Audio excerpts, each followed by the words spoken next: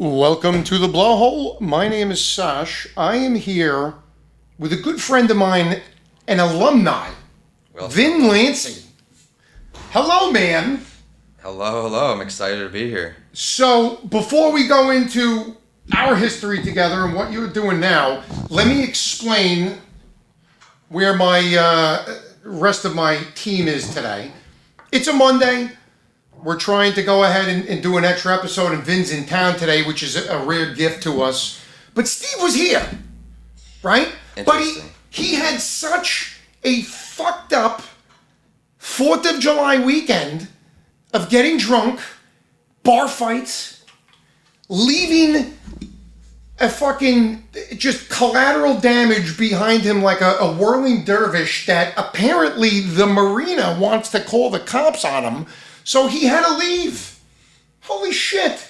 This is the shit that I deal with. Ashley is working today, but Steve is now a fugitive on the run. So, but that's all right because we're trying to take a break. Steve break? Not a Steve break, but a break from talking about, hookers and midgets and, cripples and things like that, and get a little bit more like back to the fundamentals of what this podcast is. It's a hospitality podcast, right? So we like to have fun. Some of the stuff's a little fucking nuts, but Vin today, which is very cool, is an alumni of the Whale's Tale, an alumnist, whatever the fuck you're supposed to call it. And it excites me. One of the things that I have really found the most joy in the years of doing this is working with the young guys, right? Like, what are you, 33? 32. 32. Yeah.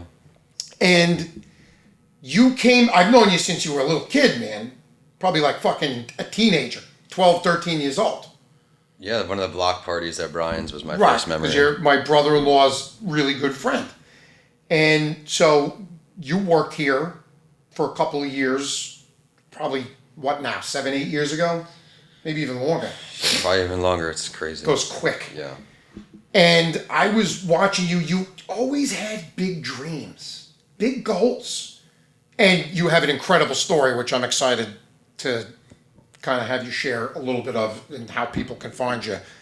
But the fact that you have accomplished what you've accomplished gives me nothing more than the biggest sense of pride and happiness that even in the smallest minuscule of a way that I might have had a little bit of participation in being in your orbit is incredible.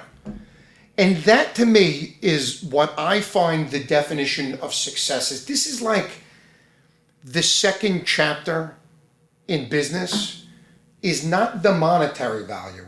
It is what you can do for other people. So, fucking yeah, man.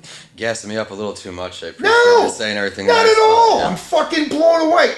Listen, so Vin is the one who helped get our podcast set up. I know nothing of this shit. I make tacos. Some people don't like them, so I may not even be that good at that. But when I wanted to do a podcast, he was way ahead of it for how many years now? First show 2019 on my end as like a host or producer. And it is the Entrepreneur Podcast. You've been on a few times. I've been on a few times, which is, this is like a legit, not like fucking, cocaine hookers and beer funnels type of podcast. This is like legit. And you will have successful business people from all over the country, maybe even the world at this point. Oh, yeah. That you interview, and you probably how many episodes you have out now? I'd say a couple hundred. We're at like 385-ish. Amazing. On that entrepreneur show, a mental health break, just around 250. Those are the two first podcasts I had put out. We're going to get into that in a minute, but... Yeah. So, when you started this, you have a story to tell, which is you're also a successful author, writer, public speaker, right? You travel all over working with young kids, so you get what I'm talking about. But your story starts when you were younger, when you were in a horrible accident. Not to make you relive everything, but give a little bit of a tutorial and kind of what happened, what got you started off in your path, and boom. Well, it goes what you said before with the passion thing. I was hit by a car leaving a bar when I was 21 years old, suffering a traumatic brain injury, broken fib, so I have a rod in my leg. But when I woke up out of a coma a week later, and the nurse said, "Vince, what school do you go to?" My response was Pulaski Road Elementary School. So I was 21 studying finance, but I was all the way back as a 5-year-old. Incredible. We learned to walk and talk, and what I had chased up until that point, building a finance resume with Merrill Lynch, PricewaterhouseCoopers. I wanted that corner office with the job title. And then once I got a taste of another banking job, I realized that wasn't, money alone wasn't going to do it for me, and I had to do something different. However, when you leave an actual paycheck, as you know, in entrepreneurship, there's not a paycheck every week or the same amount ever. So I had to figure out how to make ends meet. One of them was coming back as working here at the Whale's Tail. Yeah. I was teaching English online to kids in Japan 4 to 10 a.m. to get that entrepreneur schedule. I had to make time to start sharing my story if that's what I want to do. Wrote Left for Dead. We did the release party here back in 2019, first book. From there, it's like, okay, now I'm a solopreneur with a solopreneur's budget. How the hell am I going to keep getting my message out there, my word? So I started podcasting, thinking that it was just as simple as click and play. But as you know, there's a whole process involved to just put this stuff on. That's why I got to give Sasha a lot of credit here. Now the show's pushing out episode after episode. You've got big guests coming on now. You mentioned a few before that are coming on soon. He's bringing on some with big followings. Stay tuned. We got some real, nobody as big as Vin, but it'll be fun. It's excited to see everything because he was Coming Alive Podcast Productions' first client, first guy came in here and we got the show going. Now, I mean, we're in the studio. Here we are, set up. It's fun. Yeah. Tell me a little bit about how some of the things that you did when you were younger, some of the jobs. Tell us a little bit about how, like, possibly working in hospitality with us has prepared you to do some of the things that you're doing today. I think every single kid should have to work in hospitality before they graduate high school. Having to serve somebody else puts you in a different mindset, and also we've all had those customers, so you could tell I've never worked in hospitality. You work on team building skills, you work on leader communication, especially as a young guy. When I was working here, how to communicate with customers, how to communicate with people of different backgrounds, how to, again, communicate with your teammates, who's going to run the food out, who's going to clear the table efficiently and make the guest happy. How can we make that guest happier? How can we make their experience better? All things you learn in hospitality to put in the back of your mind. It's not about you, what you're doing. You're here because the guest chose to be with you out of how many other restaurants in the area. Sure. And that's important. So tell us a little bit what like a typical day of work is for you now. Because I see you all over the place. It's now, like, present day. yeah, it's like what the fuck are you doing, man? You're all over. You're talking in schools. That was my original passion, was to use my books in schools, but as someone who tried to make that a career, I found great difficulty with making it enough to only do that, where you're getting consistent paid gigs. You're doing a lot for free, but if you're going to monetize and make this be the thing, it has to turn more than a hobby at some point. Going through COVID and all the budget cuts for kids, it was challenging, so I pivoted a little bit. I started writing books for other people, started coaching, first book coaching, then opportunities came up to write for other people. So, Holy shit, man. and that's great because I don't need really the credit. It's a job, it's a paycheck at that point, but I get more satisfaction out of watching someone else now put out a book. That first author copy they open from Amazon, it's pretty cool. Putting that first podcast episode like you did, that gives me more joy than now. It's not running through the motions, but I've done almost 800 of them. It's like we talked about before the show, where you get your systems in place and now you get a little better at this part of the process, this, and you're outsourcing this. It's just continuing to evolving from now the podcast coaching too. So I'm excited about what you're doing with doing the books. It's exciting. Because the moment you fucking told me that before, oh yeah, I've been wanting to write a book for fucking years. The hardest part for people is to put it all in one spot, get all the million thoughts they have in their head, and that's where I come into play. If I'm not writing the book and I'm coaching someone, I get you that structure, that organized flow, because if you've never written a book, you're not going to see, you're going to be overwhelmed when you only see a paragraph or 2 pages done. Someone like me, I learned where you want to start the book and finish, and I can visualize the whole thing, how we're going to attack it. Yeah, because I wouldn't even know where to begin. I mean, like, what's cool with the podcast is it's like, hey, you know what? Today I'm going to tell the story about the lazy clam, right? And then 3 weeks goes by and you're telling another story about the lazy clam. But like, what's cool about the podcast is from a artistic, creative perspective. It's like you look at like now like 42 episodes as like an entire body of work, right? Almost like an album. Yeah. And each individual episode is your song. It's hard to be judged off of one episode or one song. It's the entire body of work. And so like that's what I find to be cool about the podcast. You could jump around. One week you're like totally fucking mentally ill and just shocking Steve in the nuts with a dog collar. Next week you're having a serious conversation with a business person and everything in between. We had my wife on here 2 weeks ago, which really was meant to try and humanize me from not being such a piece of shit. Hopefully she helped a little bit, but whatever. But the thing about the book is it just seems to be so difficult and overwhelming to try and like lay shit down chronologically how you want it. I wouldn't even know where to begin. So I'm pumped. Well, there's all those, stupid stats about how many percentage of people do different things with book writing. And I've heard 1% of people who actually finish the book go through with the publishing and all the way through. So you're now a one-stop shop. Yes, but I've learned if I confuse my market, I'm confusing myself. So I'm advertising as the podcast production company. One of our add-ons is a book. Because when you have a book, the podcast, the book, they're both authoritative figure elements. They both Absolutely. And you can use your podcast episode to go through your book. Pick out a piece of your book and you talk about that in more detail. We're talking about you as someone who, this just as the creative in me. Now you have more material for your podcast. Something I haven't announced yet, I'll do it here.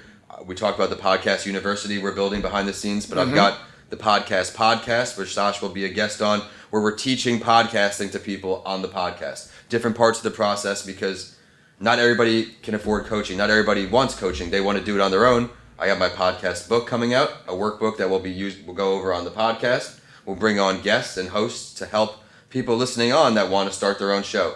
Pick up some tools of the trade. One show, maybe we're talking about networking to get the guest. Maybe one show we're talking about recording, like we're doing now. All the things that go into it, how you had your setup before here, you had to get your cameras ready, your mics, the whole nine. I guess the barometer for success is different for each person on what's a successful podcast or not, right? But for us, there's a lot of tangible benefits that run with it as far as how we've used the podcast as a additional mechanism for marketing the brick and mortar of the restaurant. Has given us an incredible. I just had the best month I've ever had in my history. Amazing. And I'm sure there's a lot of contributing factors, but I do believe when you look at the analytics, I think we had in a 90-day hit, it was like 650 play hours on YouTube, 65,000 hits, which is, my marketing people tells me it's good. I don't know. I make fucking tacos, to be honest with you. So I'm like, this is cool, but how do you teach people podcasting when I think for me, it's like authenticity is what it's about. It's like you might tell people the logistics, how to do it. I get it. But some people just don't have it. Listen, and thank you for listening to us if you think we're fucking interesting. I don't know. But the thing is, I've always promised to be real and just tell an authentic, honest story. And I think for me, whenever I'm engaged in a movie or a show or things like that, it's because, it's captivating me from the storytelling, right? Yeah, and you're right. You have to be authentic, because if you're not, people are authenticity sniffers. They smell that shit right out. Right. And it happened in it makes me cringe. We talked about early episodes. I go back to my open ones. Sure. I'm like a robot. I'm systematic. Question one. I sound absolutely terrible. I get terrible. But they'll know themselves after recording a few if it's for them. You have a great personality. You're an awesome host. Well, look, and I appreciate that. I think one of the biggest things that I've learned, well, one of the biggest things I've been fortunate enough to acquire over the years as you get older, is your ability to not give a flying fuck what anybody thinks of you. So therefore, you can just be yourself and not be like, oh, how do I sound? Do they like listening to me? Do they think, am I an asshole? Am I politically correct? Guess what? I don't give a flying fuck. I'm going to say what I want. You're going to listen to me or you're not going to listen to me. I don't really fucking care about it. But the truth of the matter is, I think that people appreciate and value that more than trying. Right? Having open, authentic conversations, making sure you're bringing the right guest on for the right conversation. So, what I'm trying to do is pitch my services to you as a as a subcontractor. If you need any coaches to tell the people who are rough around the edges with the podcasting, come and let me know. I'll definitely let you know. But yeah, it's fucking wild. So you have now.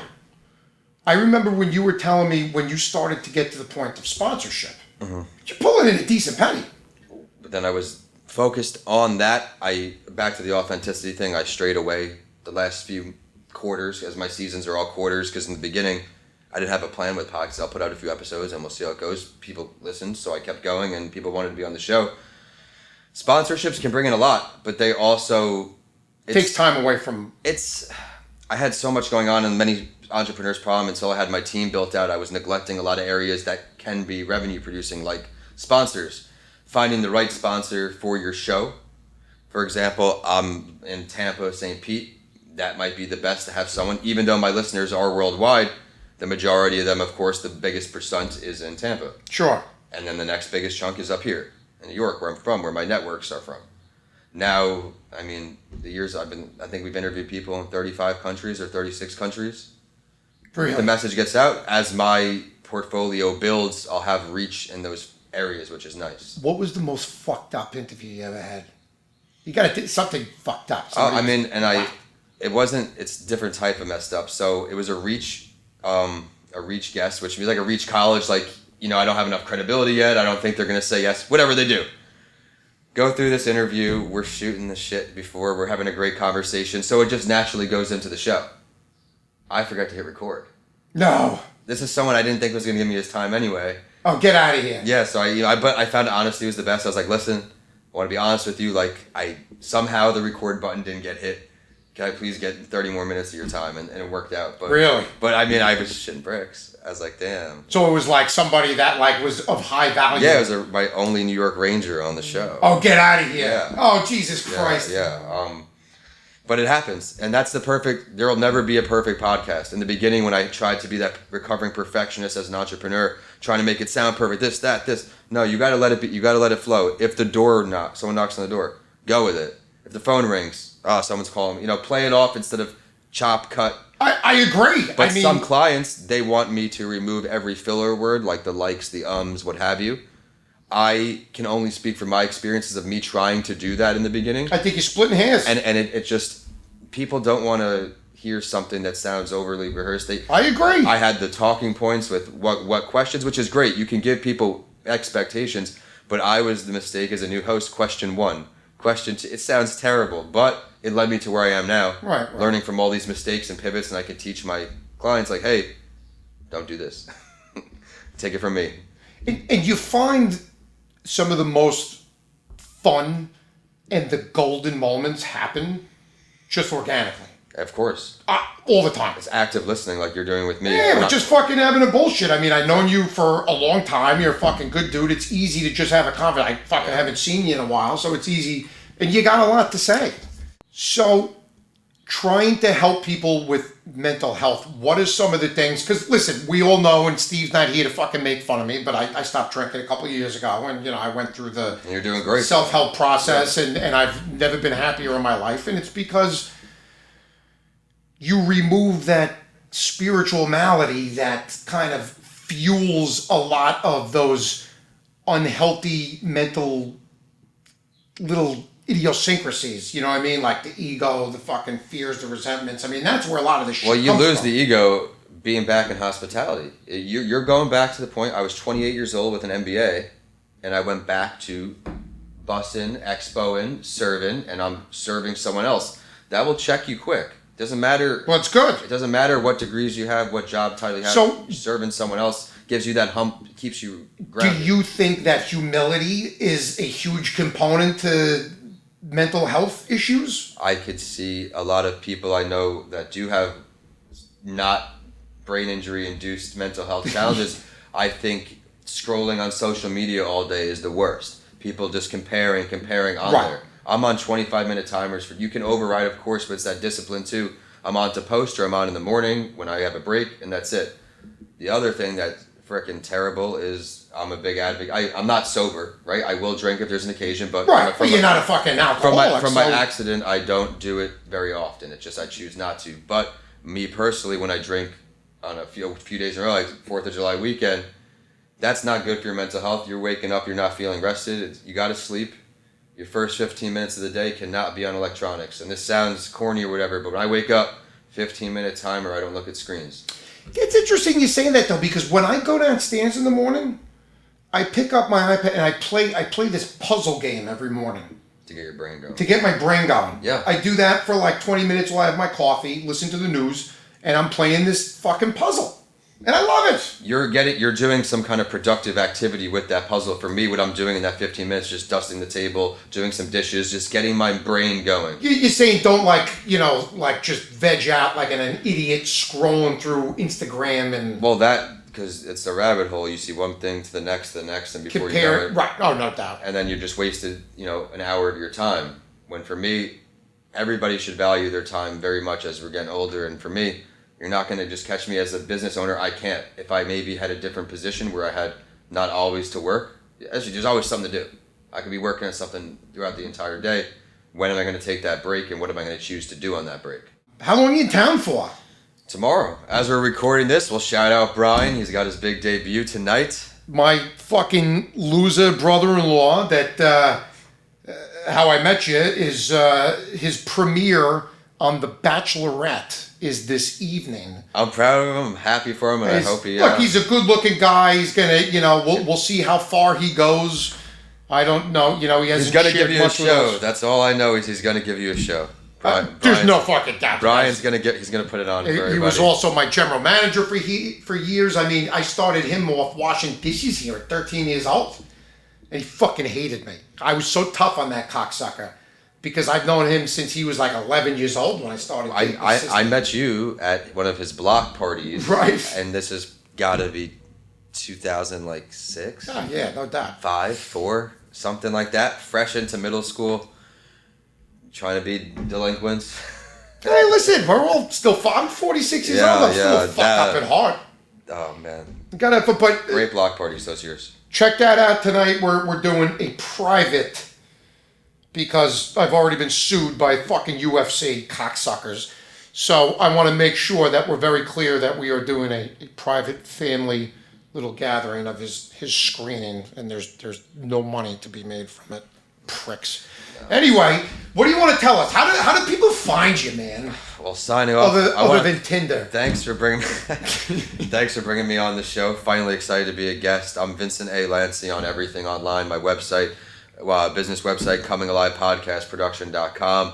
If you're interested in getting your podcast off the boots, we're different because I'm the only one that's actually run by a podcaster. You'll see companies be great filmmakers or have a cool camera, all these things. We're going to teach you the industry, me and my team, through my failures, through learning every single step of the process as a solopreneur with no budget. Had to learn all these lessons because I was making mistake after mistakes. We talked about a bunch of them today. We help you streamline the process. We guarantee you get in the top 10% in the globe with me. We get you the mic, we get you the headset. We want to ensure that you're set up for success. And that's, again, what makes me happy. Right now, we're trying to make a difference that way with the books, with the podcasts, all brand building. I think everybody has a story to share. It's just if they have the courage to go out there and do it. You're putting your podcast together. You got book aspirations. Everyone out there, even on my podcast, I learned something from every single person I talk to. Doesn't matter if it was a student and a business student or I'm bringing on a business owner like you. There's something someone's going to say that's going to stick with you. Maybe it's where they're from while you start listening or where they went to college, what have you. Something's going to connect with you and you're going to walk away with a golden nugget. Was I your most entertaining guest? Definitely up there. Yeah, probably, right? Definitely up Fuck there. top. Yeah, check his out. We're going to put up all your information for everybody to see and find us. But man, I'm fucking proud of you, dude. Warms my heart. I appreciate Love seeing you. having Yeah, me no, back. I wanted to make sure. I mean, you're like, I'm in town. I'm like, motherfucker, we're doing this. Well, now we're summer, so I'll be up here again the end of August. Me and my mom are going to one of the Yankee games at that point. And then it starts getting cold, man. Then we got one Jets game I try to get every year.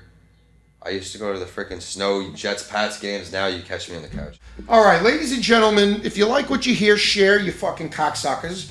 And stay tuned for Big Ed from 90 Day Fiance. He looks like Steve. Neither of them have a neck. It's pretty cool. Vin, thanks for coming up, brother. Thanks, Josh. Everybody, suck a dick.